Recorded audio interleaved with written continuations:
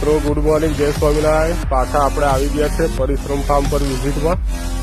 અહીંયા આગળ જે ધરું નાખેલું છે ટોટલ 12 દિવસનું થઈ ગયું છે આજે, એ તમને બતાવી દઉં। આ ટોટલ આપણો 2 વીઘાનો જે પ્લોટ હતો એ જ છે।